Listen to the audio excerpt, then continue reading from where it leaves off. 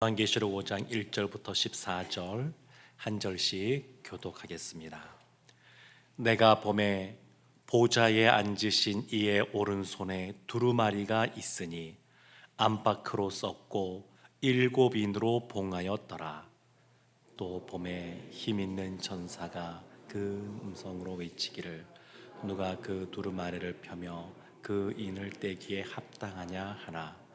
하늘 위에나 땅 위에나 땅 아래에 능히 그 두루마리를 펴거나 보거나 할 자가 없더라.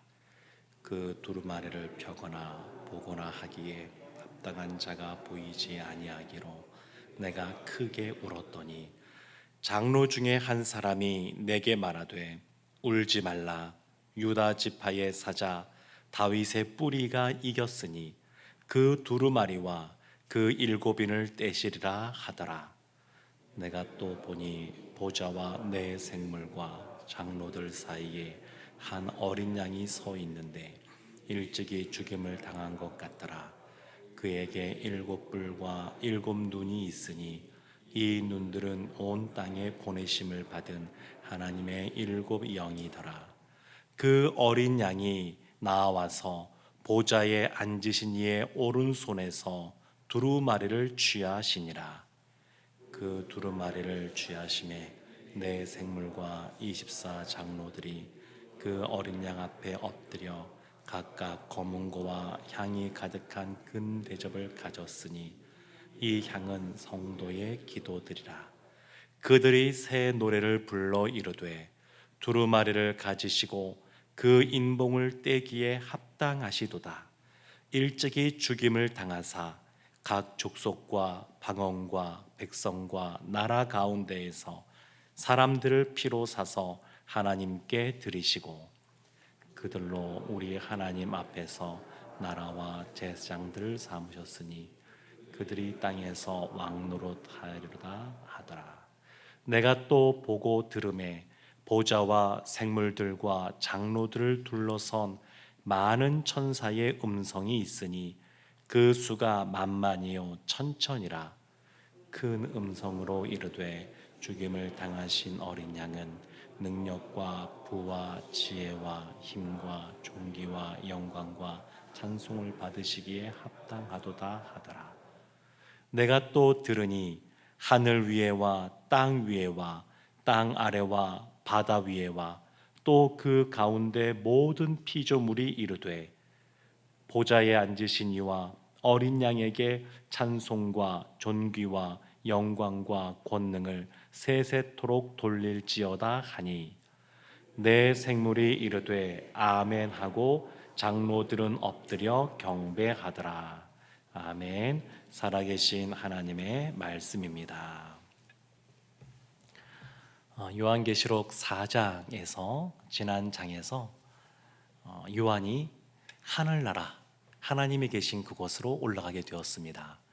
거기서 제일 먼저 무엇을 보았냐면 보좌 위에 앉으신 하나님을 보았습니다.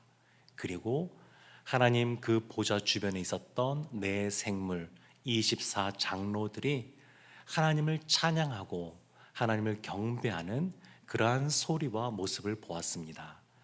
그리고 요한이 아마도 그 찬양과 경배를 받으시는 하나님을 바라본 것 같습니다. 그래서 오늘 시작되는 5장 1절 말씀에 이렇게 시작을 합니다. 내가 보매 요한이 보았습니다. 보좌에 앉으신 이의 오른손에 두루마리가 있으니 안팎으로 썼고 7인으로 봉하였더라. 보좌에 앉으신 이만 보인 것이 아니라 이제 보좌에 앉으신 이 그 하나님의 오른손에 두루마리가 있는 것을 보았습니다. 두루마리는 이 당시에 보게 되면 보통 한쪽 면만 씁니다. 양쪽을 다 쓰는 게 아닙니다. 한쪽 면만 쓰는데 지금 두루마리 안팎으로 써져 있고 그리고 중요한 문서일수록 봉인을 하게 되는데 그 인을 7개를 이렇게 쳤다는 겁니다. 그만큼 이 문서가 중요하다는 것이죠. 에스겔서 보게 되면 이 두루마리 안팎으로 글이 써져 있는데 하나님이 그것을 에스겔에게 먹이신 적이 있습니다. 그러니까 지금 이 두루마리가 굉장히 중요하다는 것을 사실은 알려주고 있습니다. 4장에서 예수님께서 뭐라고 말씀하시냐면 그 요한에게 나팔 같은 큰 음성이 있으면서 이리로 올라오라. 이후에 마땅히 일어날 일들을 내가 내게 보이리라. 이후에 마땅히 일어날 일들, 장래에 미래에 어떤 일이 일어나게 될지를 보여주겠다 말씀하시는데, 이제 이 두루마리의 그 내용이 담겨 있다는 것을 우리가 추측해 볼 수가 있습니다. 그리고 실제로 이제 6장부터 보게 되면 이 봉인을 하나씩 이제 떼면서 그 내용들을 확인해 볼 수가 있습니다. 그러니까 이거 굉장히 중요한 문서인데 이것을 요한도 알고 있었습니다. 지금 제일 처음 5장 앞부분에서 무엇을 보았냐면 보좌 위에 앉으신 이의 오른손에 두루마리와 7개의 봉인을 보았습니다. 두 번째 요한이 무엇을 보았냐면 2절 말씀 이렇게 있습니다. 또 봄에 힘 있는 천사가 큰 음성으로 외치기를 누가 그 두루마리를 펴며 그 인을 떼기에 합당하냐. 두루마리가 있고 봉인이 되어 있는데 그거를 뗄 사람이 없는 겁니다. 뗄 존재가 없는 겁니다. 지금 하나님 보좌 주변에 있었던 24 장로들도 누구도 이걸 뗄 수가 없습니다. 천군 천사들도 이걸 뗄 수가 없습니다. 하나님 손에 붙들려 있는 들려 있는 이 두루마리를 가지고 와서 그 봉인을 뗄 자가 없습니다. 그러니까 이것을 능히 살펴거나 펴거나 할 자가 없다라고 하니까 4절 말씀에 끝부분에 나옵니다. 내가 요한이죠. 내가 크게 울었더니. 요한이 크게 울었습니다. 이제 앞으로 이 하늘나라에 지금 올라간 것은 요한이 마땅히 앞으로 있을 일들에 대하여 알기 위해서 올라간 건데 그것을 알지를 못하게 되는 겁니다. 봉인이 되어 있으니까. 누구도 그것을 펼칠 수가 없으니까. 그래서 이 요한이 울고 있습니다.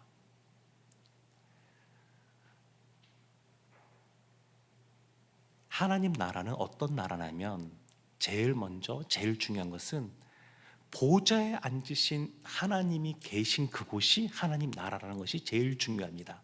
두 번째, 하나님 나라는 어떤 곳이냐면 우리가 피조물로서 아무 능력도 없고 자격도 없다라고 하는 것을 철저하게 깨닫는 곳이 하나님 나라입니다. 영광스러운 그 하나님을 딱 보는 순간 설명이 필요 없습니다. 하나님 그분 자체에 어떤 분이 창조주 하나님의 그 존엄이 어떤 것인지를 그냥 알게 됩니다.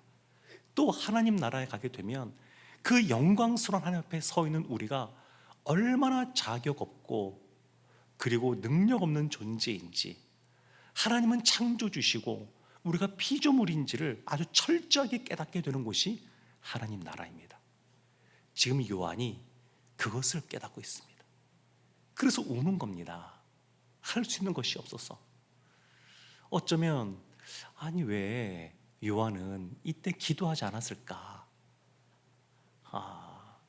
그냥 기도하면 또 요청하면 이것을 주실 것 같은데 이렇게 생각할 수 있습니다만 왜 기도 안 하는지 정확하게 알지는 못하겠지만 분명한 건 있습니다.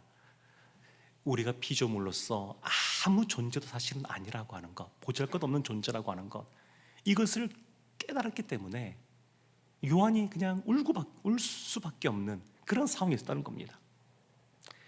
5절 말씀에 보면 장로 중에 한 사람이 이렇게 말하죠. 내게 말하되 울지 말라. 그러면서 유다 지파의 사자 다윗의 뿌리가 이겼으니 그 두루마리와 그 7인을 떼시리라. 그러니까 지금 예수님에 대해서 알려주고 있습니다.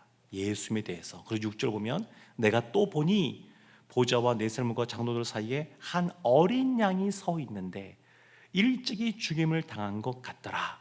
그에게 7뿔과 7눈이 있으니 이 눈들은 온 땅에 보내심을 받은 하나님의 7영이더라. 예수 그리스도에 대한 모습을 지금 묘사하고 있는데 요한계시록 1장에서 나온 모습과 너무 다릅니다. 요한계시록 1장에서는 촛대 사이를 거치면서 눈은 붉고 깎고 뭐 이렇게 쭉 이렇게 설명하고 있는데 그 모습과 지금 모습이 너무 다릅니다. 요한계시를 보면 또 예수님의 그 모습을 묘사하는 부분이 있는데 또 다르게 묘사하고 있습니다. 그러니까 하나님 예수 그리스도의 그 영광스러운 그 무한한 영광을 한 가지 표현으로 표현할 수가 없는 겁니다. 근데 그 예수 그리스도를 지금 알려주고 있습니다. 요한이 어떤 사람입니까? 요한계시록 1장에서 자기 스스로를 표현할 때 이렇게 표현하고 있었거든요. 1장 9절에 예수의 환난과 나라와 참음에 동참하는 자라, 하나님의 말씀과 예수를 증언하였으므로 말미암아, 이렇게 말하고 있거든요. 그러니까 예수님, 하나님 나라에 그 예수님의 환난과 나라와 참음에 동참했고 그것을 증언하던 사람이 요한입니다. 이 요한이 예수님의 제자 사도 요한이라고 보통 보니까, 그렇다 그러면 3년 동안 동고동락하면서 예수님을 보고 또 그 말씀을 듣고 함께 많은 것들을 경험한 사람입니다. 이 사람이 예수님을 모르는 사람입니까? 이 땅에서도 예수님에 대해서 알고 그것을 힘써 증거하던 사람이 이 요한입니다. 그런데 이 요한이 장로들을 통하여서 지금 배우고 있습니다. 그러니까 이 대단한 요한도 하나님 나라에 있는 장로 중에 한 사람보다 예수님을 아는 지식과 경험이 적다는 겁니다. 하나님 나라는 어떤 곳이냐? 예수 그리스도를 직접 보고 그 임성을 직접 듣고 그분과 함께 경험하면서 요한보다 훨씬 큰 깊은 지식이 있는 곳이고 또 더 확실한 경험이 있는 곳이 하나님 나라입니다. 그러니까 하나님 나라는 어떤 곳이냐? 제일 첫 번째, 보좌 위에 계신 하나님이 계신 곳이 하나님 나라. 두 번째, 우리가 피조물이라는 것을 철저하게 깨닫는 곳이 하나님 나라. 세 번째, 이 땅에서만이 아니라 하나님 나라에서도 중보자 되시는 예수 그리스도가 필요한 곳, 예수 그리스도의 중보자 되심이 흘러넘치는 곳, 그곳이 바로 하나님 나라라고 말할 수가 있습니다. 그래서 이제 4장에 이어서 5장에도 찬양이 나오는데 4장에서는 성부 하나님, 아버지 하나님, 그 창조주 하나님에 대해서 찬양했다 그러면 오늘 5장 후반부에 보게 되면 이 예수 그리스도를 찬양하는 내용들이 가득 차 있습니다. 7절 말씀에 보면 그 어린 양이 나아가서 보좌에 앉으신 이의 오른손에서 두루마리를 취하셨습니다. 어떠한 존재도 두루마리를 하나님 손에서 받아올 수가 없습니다.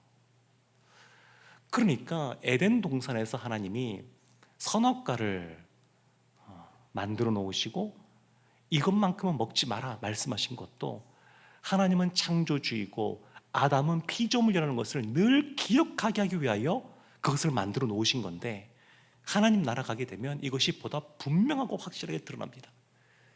우리는 하나님이 그동안 얼마나 큰 은혜와 사랑으로 우리를 대해 주셨는지 하나님께 모든 것을 좀 편안하게 요구하고 그리고 간청하고 그런 모습들이 있습니다.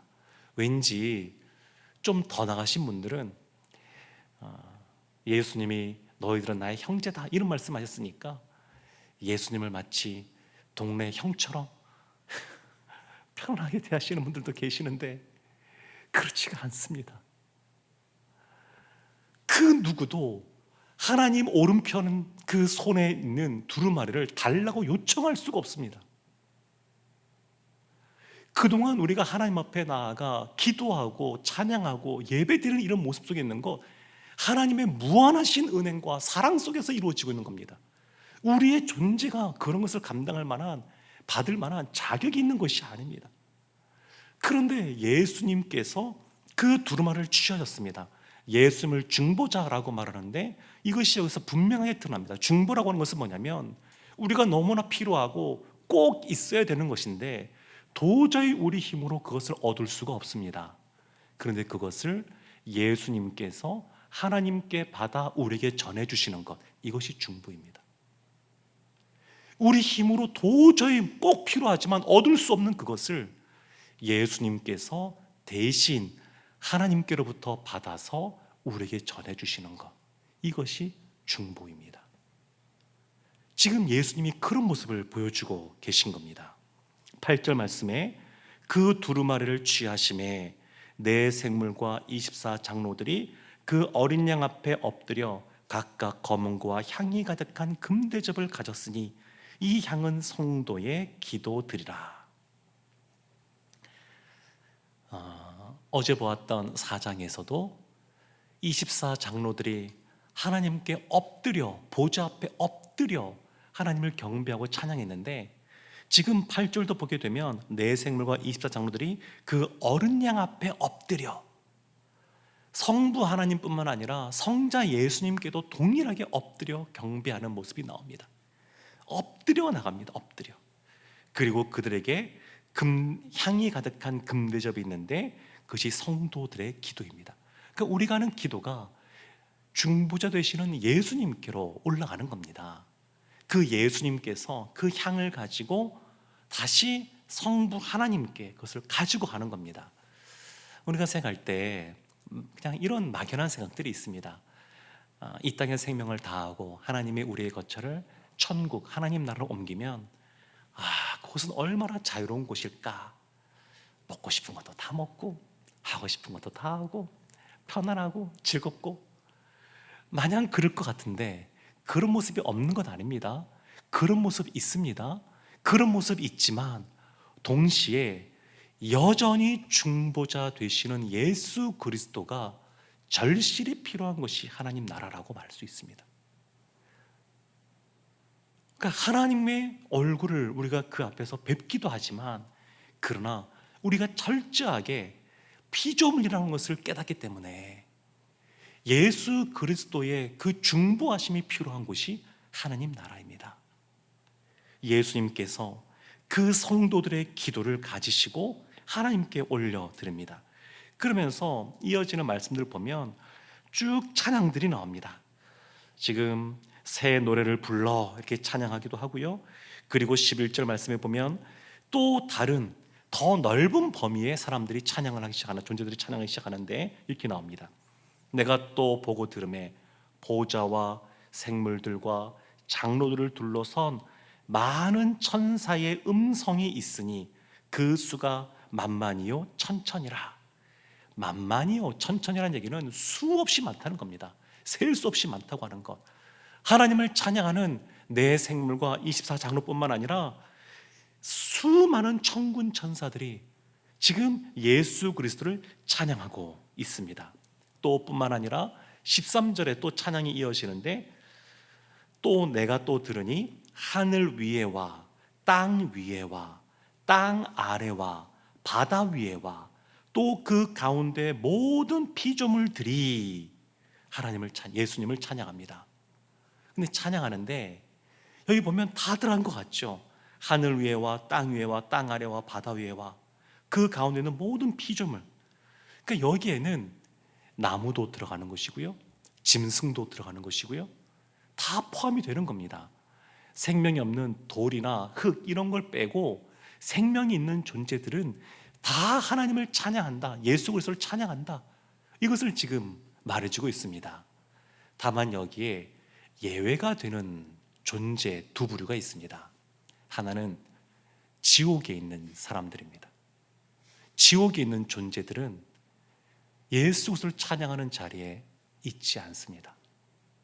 또 한 부류가 있습니다.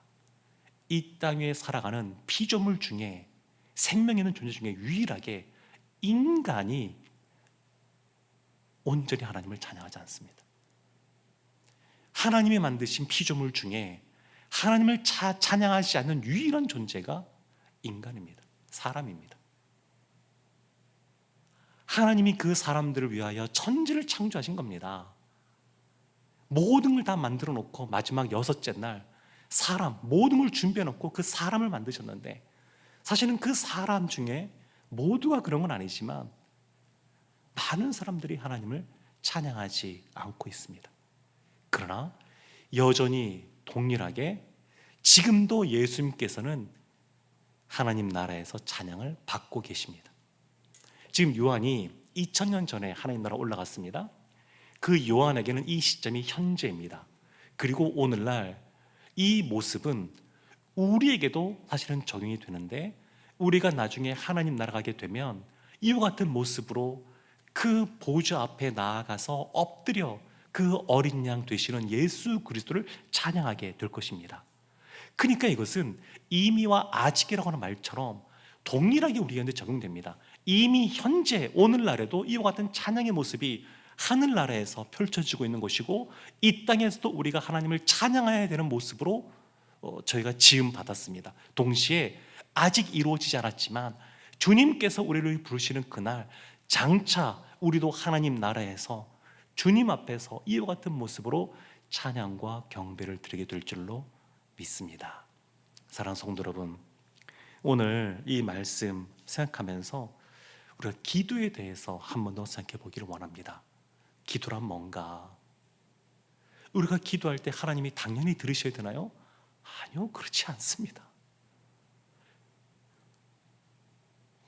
기도를 하면 할수록, 하나님의 존재 앞에 나아가면 나아갈수록, 하나님의 임재를 경험하면 경험할수록 우리가 죄인이라는 것을 깨달을 수밖에 없고, 예수 그리스도의 십자가의 사랑이 얼마나 큰지를 깨달을 수밖에 없습니다. 우리가 기도하고 그 기도를 들으시는 그 주님께서 얼마나 좋으신 분이신지 우리가 기도를 하면 할수록 더 깨닫게 됩니다. 그렇지만 중보자 되시는 예수 그리스도를 힘입어 우리가 담대하게 기도하기를 원합니다. 기도할 수 있는 것 자체가 은혜입니다. 말할 수 없는 은혜입니다. 예수 그리스도를 제외하고 그 누구도 하나님의 그 오른편에 있는 두루마리를 달라고 요청조차 못합니다. 이것이 창조주와 피조물의 그런 관계라고 할 수 있습니다. 근데 그 주님 앞에 기도할 수 있도록 하는 것, 이것이 큰 은혜입니다. 감사하면서 기도하기를 원하고, 동시에 우리의 기도를 하나님께 올려드리고 하나님의 은혜를 우리 가운데 베풀어 주시는 그 주님 앞에 우리가 감사와 찬양을 올려드리기를 원합니다. 이 새벽에 기도와 찬송이 넘쳐나는 복된 시간 되시기를 주님의 이름으로 축원합니다. 아멘.